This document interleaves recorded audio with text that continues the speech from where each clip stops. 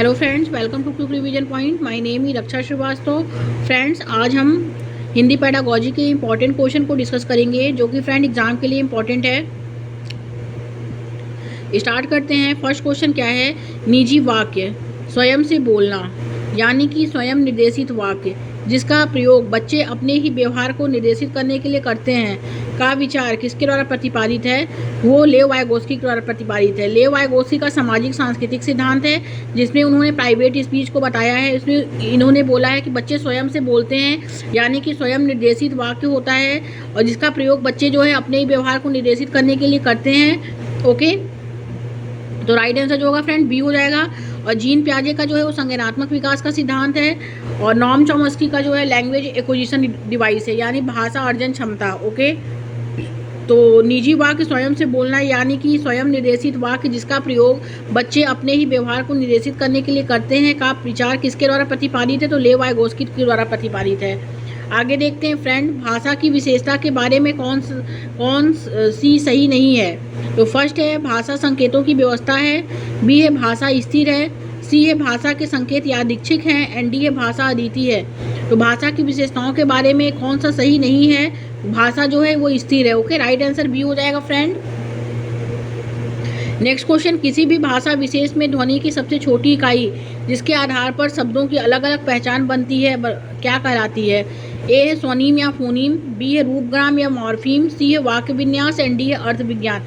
तो किसी भी भाषा विशेष में ध्वनि की सबसे छोटी इकाई जिसके आधार पर शब्दों की अलग अलग पहचान बनती है क्या कहलाती है? वो स्वनीम यानी फोनीम कहलाती है।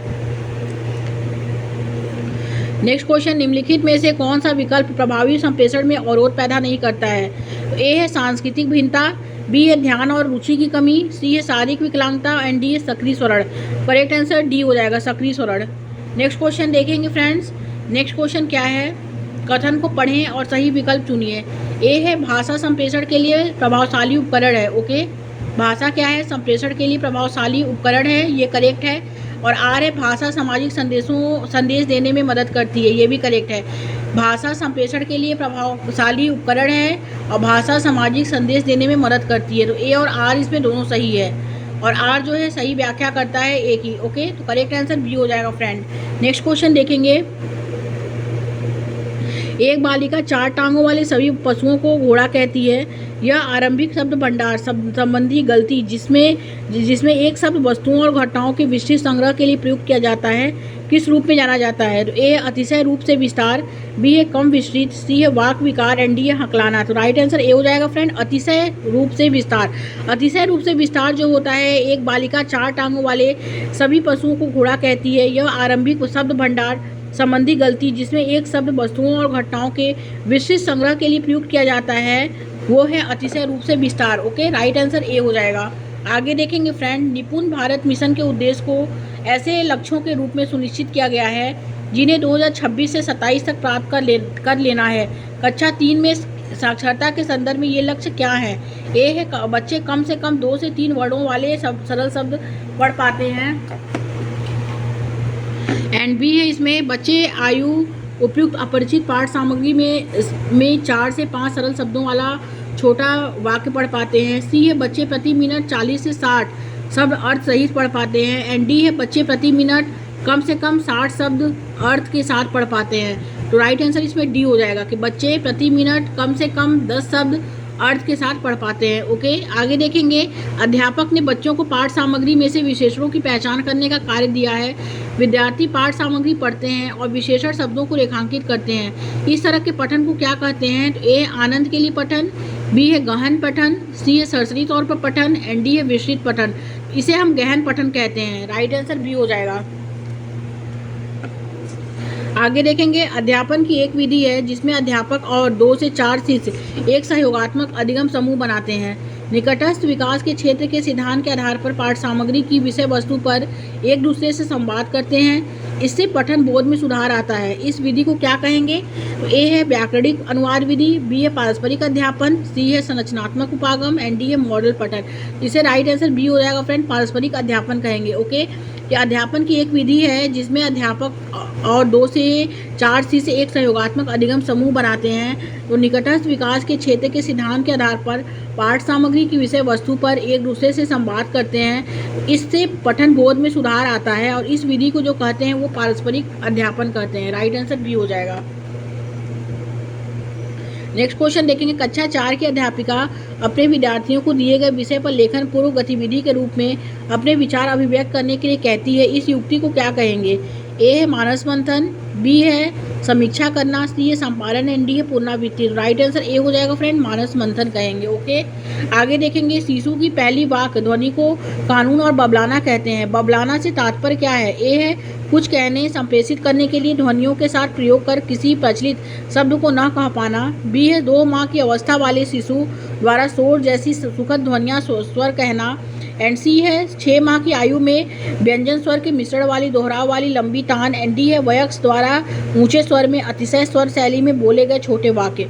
तो शिशु की पहली वाक्य ध्वनि को कूजन और बबलाना कहते हैं। बबलाना से तात्पर्य क्या है?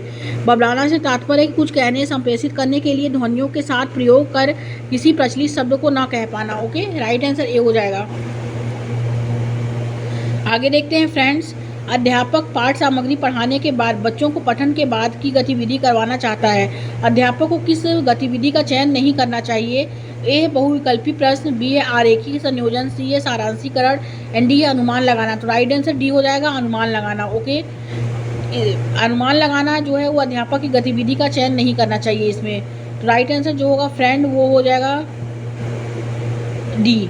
नेक्स्ट क्वेश्चन देखेंगे, अध्यापक ने अपने विद्यार्थियों का आकलन करने के लिए उनके लिखित कार्यों का संग्रह कर पोर्टफोलियो तैयार करने के लिए जो है कहा, जैसे कि उनके लिखित कार्यों के 6 सर्वोत्तम नमूने। यह किस प्रकार की आकलन है?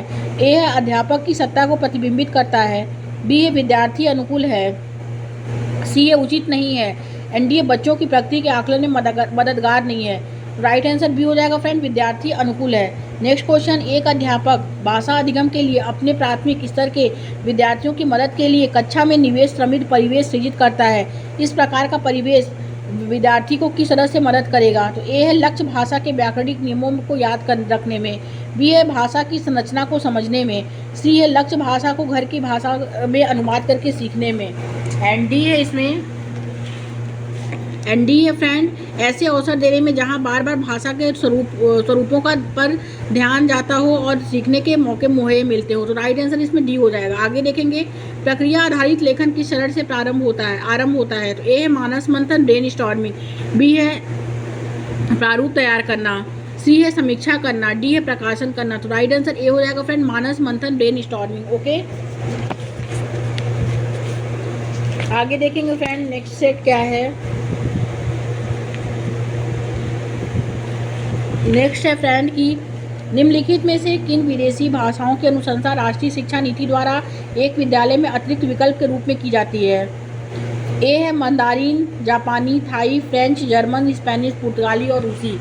और बी है इसमें कोरियन, जापानी, थाई, फ्रेंच, जर्मन, स्पेनिश, पुर्तगाली और रूसी। सी है कोरियन, जापानी, थाई, फ्रेंच, जर्मन, स्पेनिश, पुर्तगाली और बर्मी। एंड डी है कोरियन, जापानी, थाई, फ्रेंच, जर्मन, स्पेनिश, फारसी और रूसी। तो राइट आंसर बी हो जाएगा, कोरियन, जापानी, थाई, फ्रेंच, जर्मन, स्पेनिश, पुर्तगाली और रूसी। ओके, आगे देखेंगे, तमिलनाडु के एक जिले में एक विशिष्ट समुदाय विशिष्ट तरीके से तमिल बोलता है।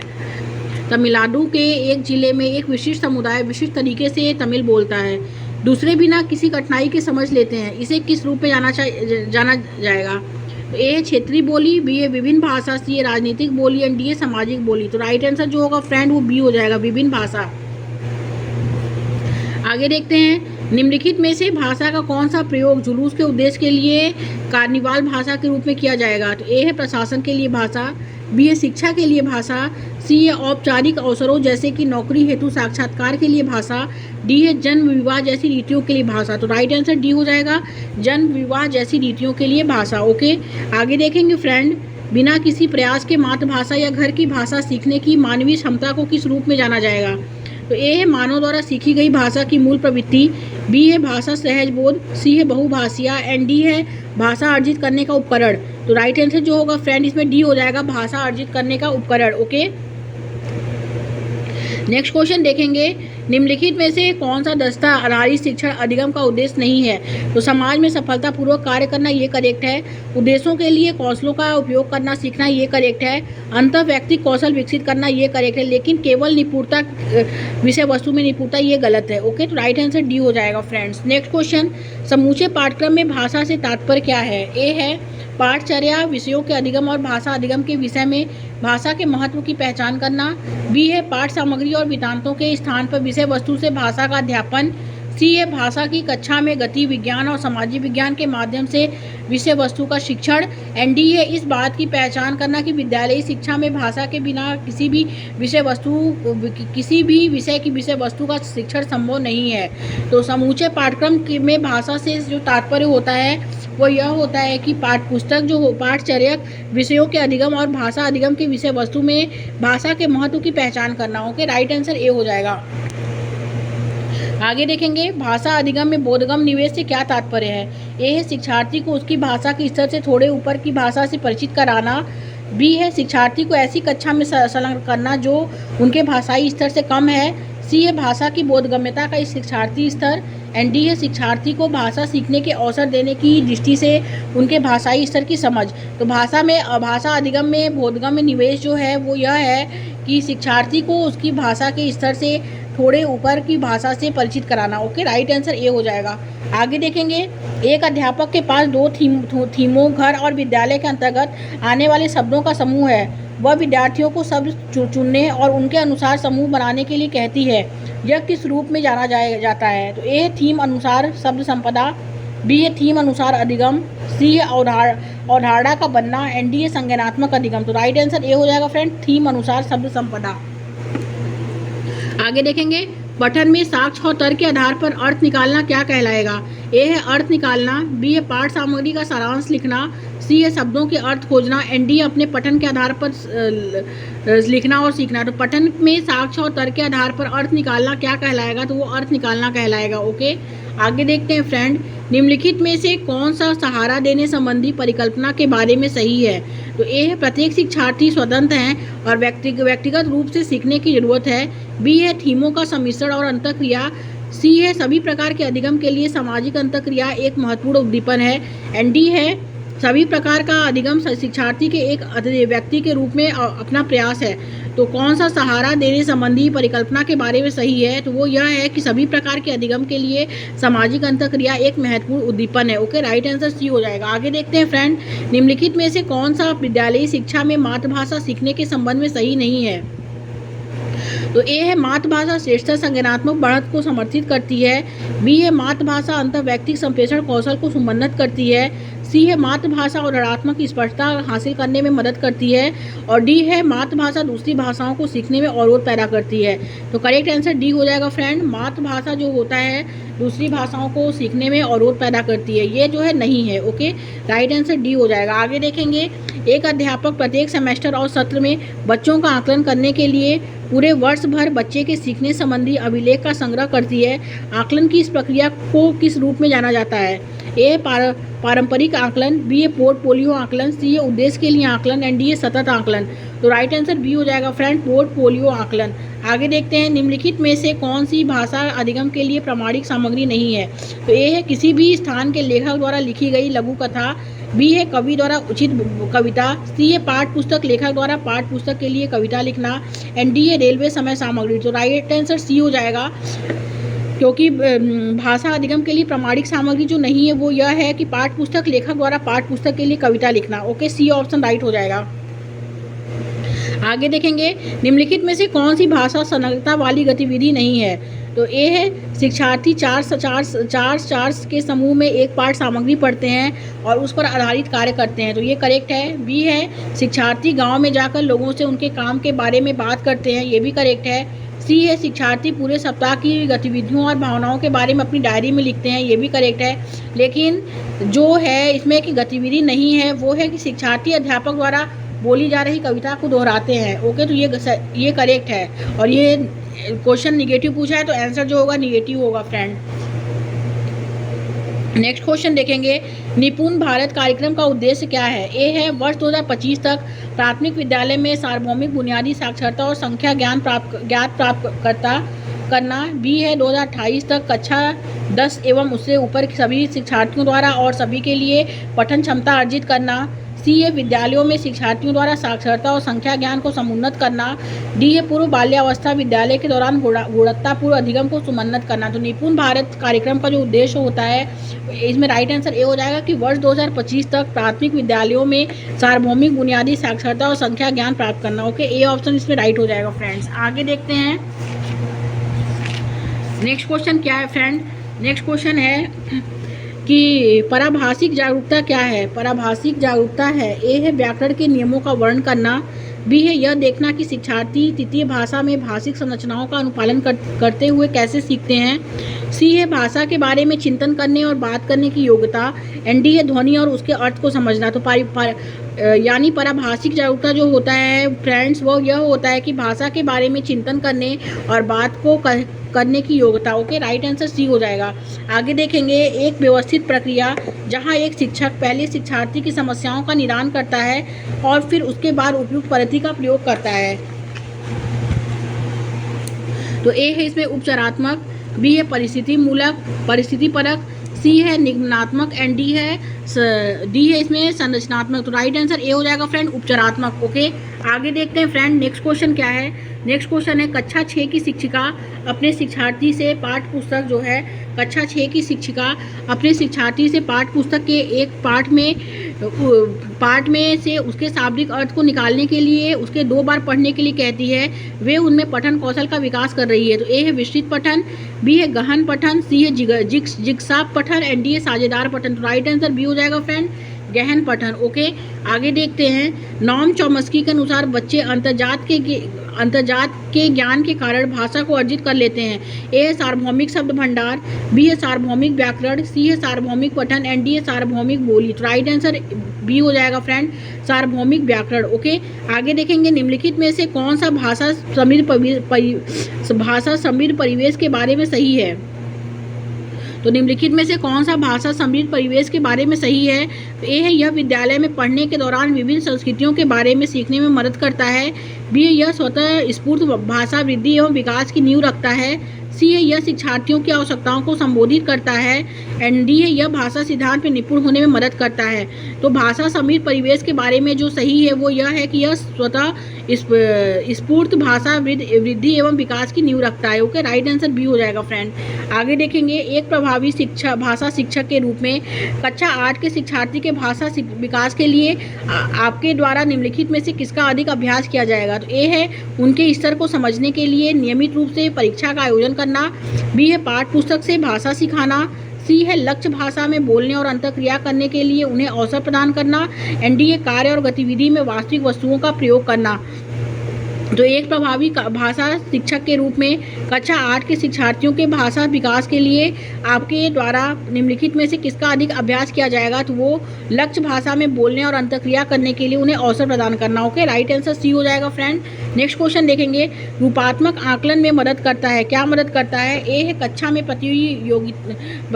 में प्रतियोगितात्मक वातावरण का सृजन करने में, बी है शिक्षण में शिक्षक की क्षमता का आकलन करने में, सी है सुधार करने हेतु शिक्षार्थियों को गुणात्मक प्रतिपुष्टि देने में, एंड डी है सप्ताह में परीक्षा का आयोजन करने में। तो रूपात्मक आकलन जो मदद करता है वो सुधार करने हेतु शिक्षार्थियों को गुणात्मक प्रतिपुष्टि देने में मदद करता है। ओके, राइट आंसर सी हो जाएगा।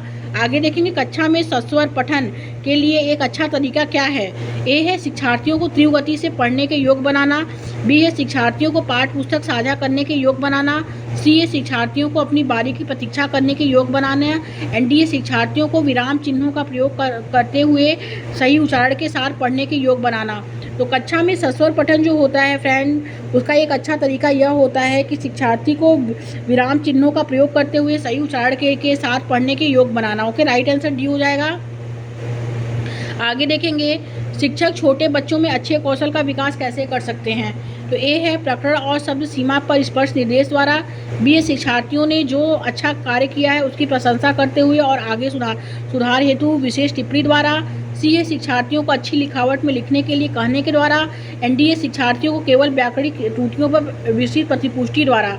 तो शिक्षक छोटे बच्चों में अच्छे कौशल का विकास कैसे कर सकते हैं? तो शिक्षार्थियों ने जो अच्छा कार्य किया है उसकी प्रशंसा करते हुए और आगे सुधार हेतु विशेष टिप्पणी द्वारा। ओके, राइट आंसर बी हो जाएगा।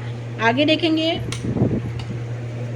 नेक्स्ट क्वेश्चन है भाषा में संप्रेषणात्मक भाषा शिक्षण निम्नलिखित शिक्षार्थियों को कक्षा में उद्देश्यपूर्ण बातचीत में भागीदारी निभाने हेतु अवसर देने पर बल देती है, क्योंकि यह बढ़ावा देती है। ए है कक्षा कक्ष में स्वतंत्र रूप में से मातृभाषा प्रयोग को।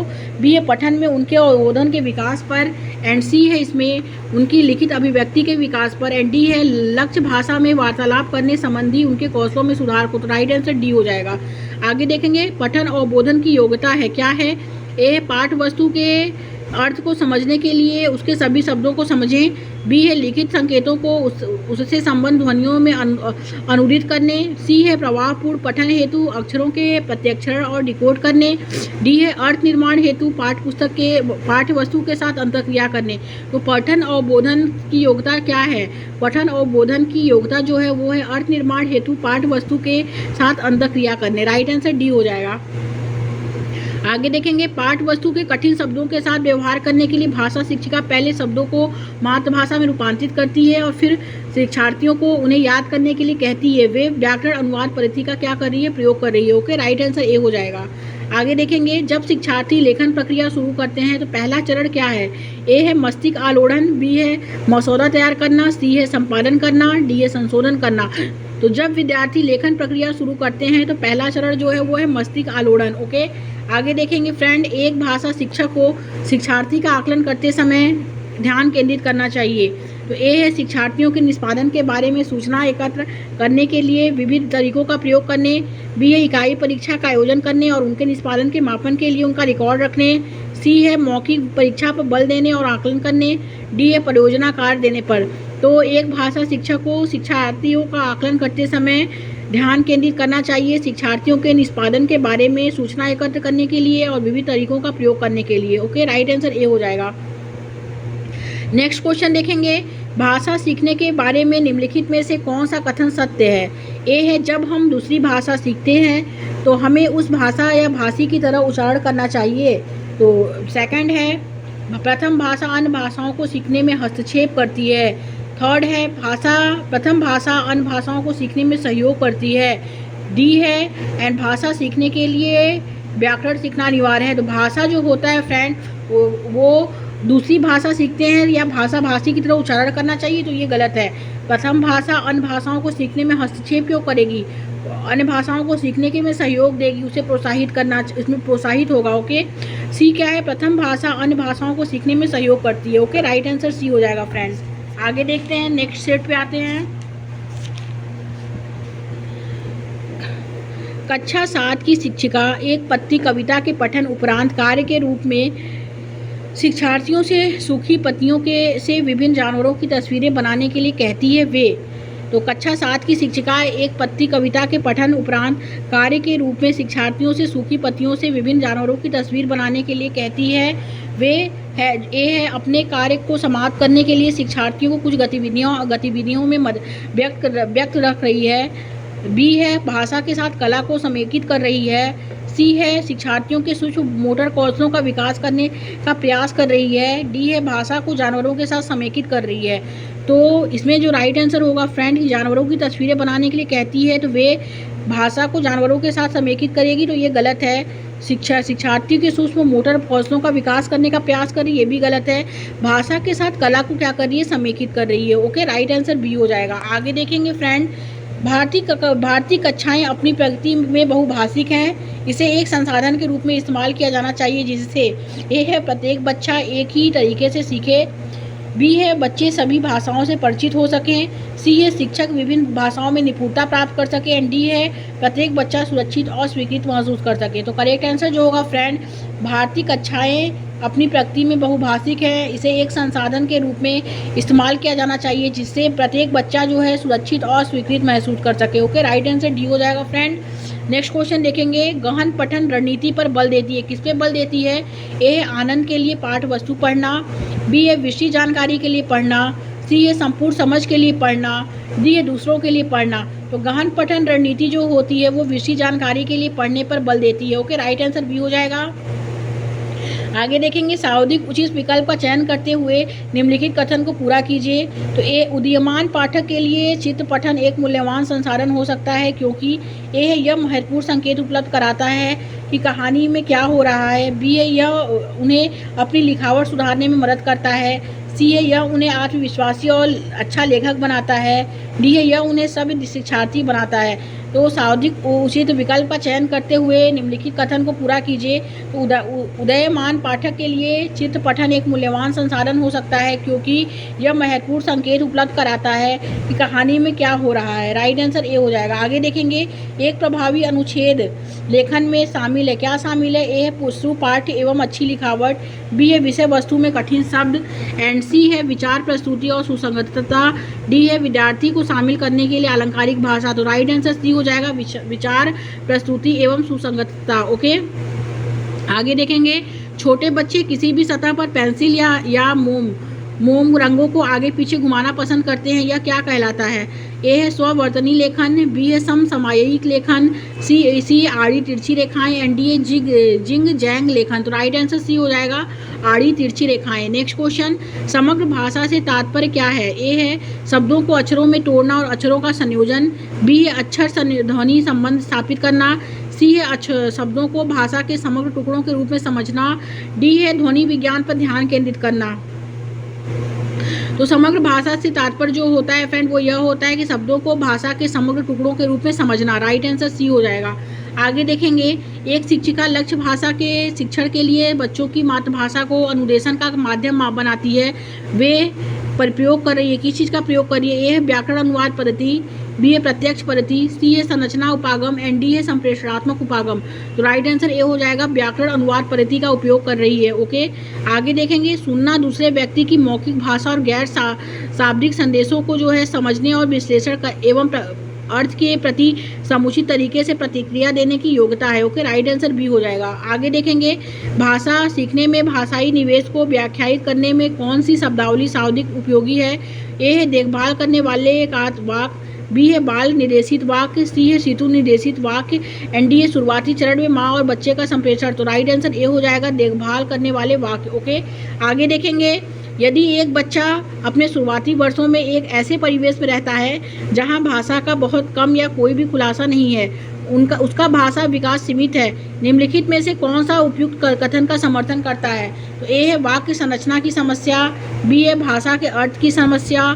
सी है विकास की संवेदनशील अवधि। एंड डी है सहज प्रज्ञावाद। तो राइट आंसर सी हो जाएगा फ्रेंड, विकास की संवेदनशील अवधि।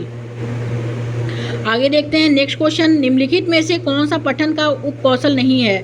ए है संबंध बनाना। बी है अनुमान लगाना। सी है लिपिबद्ध करना। डी है अवबोधन। तो जो पठन का उपकौशल नहीं है वो है लिपिबद्ध करना। ओके, राइट आंसर सी हो जाएगा फ्रेंड्स। नेक्स्ट क्वेश्चन देखेंगे, एक शिक्षक इस बात में विश्वास करता है कि शिक्षार्थियों को अधिकाधिक बोधगम्य निवेश दिए जाने चाहिए, क्योंकि यह भाषा अर्जन को सुगम बनाता है। शिक्षक का यह विश्वास किससे संबंधित है? तो शिक्षक का यह विश्वास ए है वाइगोस्की का सामाजिक सांस्कृतिक सिद्धांत। बी है पियाजे का संज्ञानात्मक विकास का सिद्धांत। सी है स्किनर का व्यवहारवाद का सिद्धांत। एंड डी है स्टीफन केसन का भाषा अर्जन का सिद्धांत। तो भाषा अर्जन को जो सुगम बनाता है वो है स्टीफन केसन का भाषा अर्जन का सिद्धांत। ओके, राइट आंसर डी हो जाएगा। नेक्स्ट क्वेश्चन देखेंगे, निम्नलिखित में से कौन सा निर्माणवादी कक्षा कक्ष का उदाहरण है? ए है बच्चे समूह में परस्पर बातचीत कर रहे हैं और कक्षा में थोड़ा सा शोरगुल हो रहा है। बी है बच्चे बोर्ड पर लिखे उत्तरों को सुंदर लिखावट में लिख रहे हैं। सी है शिक्षार्थी शिक्षक की बातों को बहुत ध्यान से सुन रहे हैं। एंड डी है शिक्षार्थियों को अनुभवी शिक्षकों द्वारा पढ़ाया जाता है। तो निर्माणवादी कक्ष का जो उदाहरण है वो है बच्चे समूह में परस्पर बातचीत कर रहे हैं और कक्षा में थोड़ा सा शोरगुल हो गया है। ओके, राइट आंसर ए हो जाएगा। नेक्स्ट क्वेश्चन, भाषा का विचार सापेक्ष रूप से इस विचार से समर्थित है कि ए है भाषा हमारे चिंतन और प्रत्यक्षण के निर्धारण की अपेक्षा जो है मनन करती है। बी है भाषा और संस्कृति अलग और स्वतंत्र हैं। सी है हम दुनिया के बारे में जिस तरह से चिंतन करते हैं और देखते हैं भाषा उसका निर्धारण करती है। एंड डी है विचारों को आकार देने में भाषा की कोई भूमिका नहीं है। तो भाषा हमारे चिंतन और प्रत्यक्षण के निर्धारण की अपेक्षा जो है मनन करती है। ओके, राइट आंसर ए हो जाएगा फ्रेंड। आगे देखते हैं, अगले सेट पे आते हैं।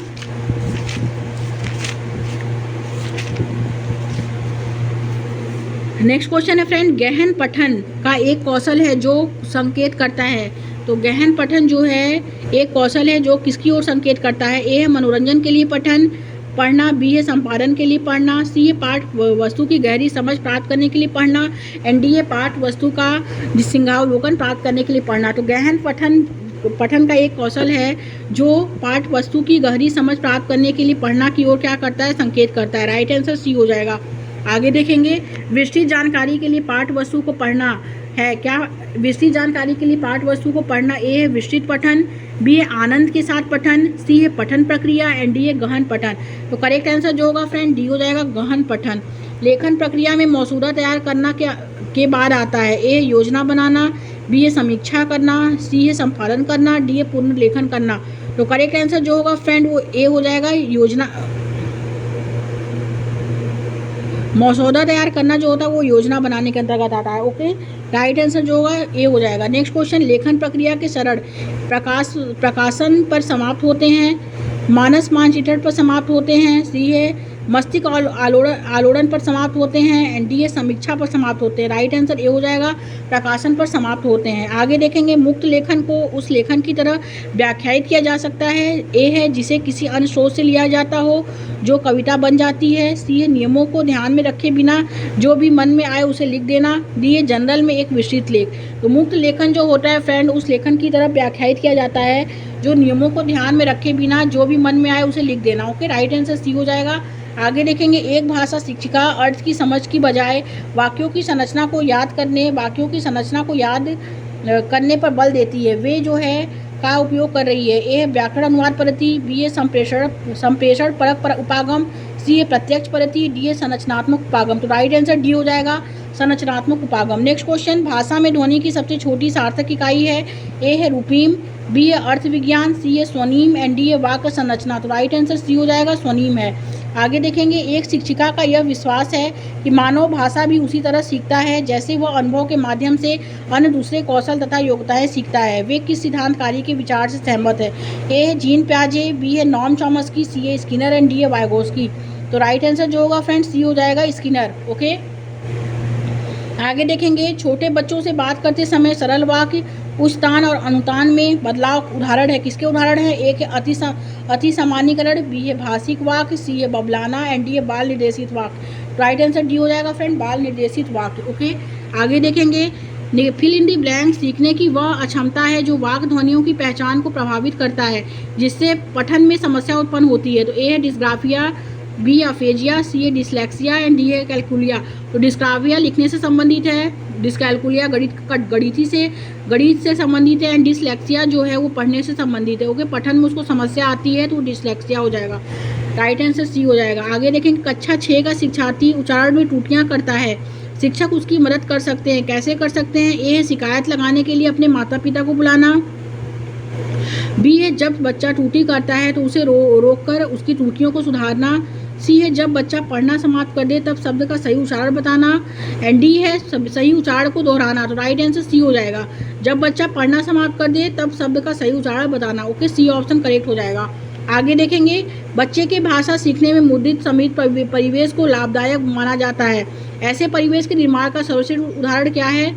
ए बच्चों को मुद्रित पुस्तकें उपलब्ध कराकर, बी रोचक कहानियाँ कविताएं एवं बच्चों में से संबंधित जानकारी और कक्षा और विद्यालय की दीवारों पर लगाना, सी है शिक्षकों को मुद्रित मैनुअल्स हैंडबुक्स और गाइड बुक्स उपलब्ध कराना, एंड डी है बच्चों को सृजनात्मक करने के लिए के अवसर उपलब्ध कराना जैसे अंगूठे से छपाई, स्क्रीन प्रिंटिंग एवं अन्य प्रिंटिंग गतिविधि। तो राइट आंसर बी हो जाएगा, रोचक कहानियाँ कविताएं एवं बच्चों से संबंधित जानकारी कक्षा और विद्यालय की दीवारों पर लगाना। राइट आंसर बी हो जाएगा। आगे देखेंगे, निपुण भारत मिशन के अनुसार लक्ष्य जैसे बुनियादी साक्षरता एवं संख्या बोध के सीखने के लक्ष्य सभी राज्य द्वारा प्राप्त किए जाने चाहिए। कक्षा एक में समझ के साथ पढ़ने के लक्ष्य इस प्रकार हैं। तो किस प्रकार हैं? तो ए है इसमें प्रति मिनट 40-60 शब्दों के अर्थ के साथ पढ़ना, बी है कम से कम 3 अक्षरों से बनने वाले सरल शब्दों को पढ़ना, सी है आयु उपयुक्त अपरिचित पाठ वस्तु में कम से कम 4-5 सरल शब्दों से बनने वाले छोटे वाक्य पढ़ना, एंड डी है कम से कम 60 शब्द प्रति मिनट समझ के साथ पढ़ना। तो राइट आंसर सी हो जाएगा, आयु उपयुक्त अपरिचित पाठ वस्तु से कम 4-5 सरल शब्दों से बनने वाले छोटे वाक्य पढ़ना। ओके, राइट आंसर सी हो जाएगा। नेक्स्ट क्वेश्चन, परीक्षा के लिए किसी विषय को सीखने के लिए किस पठन तकनीक का प्रयोग किया जाता है? ए है विस्तृत पठन, बी है स्कैनिंग, सी है विवरणात्मक पठन, डी है स्कीमिंग। तो राइट आंसर बी हो जाएगा, scanning. Next and last question देखेंगे। एक शिक्षिका अपने शिक्षार्थी की लेखन योग्यता में प्रगति देखना चाहती है, उनके लिए सर्वाधिक विश्वसनीय उपकरण कौन सा होगा? तो ए है साक्षात्कार, बी है रूब्रिक्स, सी है पोर्टफोलियो एंड डी है स्व आकलन। तो राइट आंसर सी हो जाएगा फ्रेंड, पोर्टफोलियो होगा। Okay, thank you friends.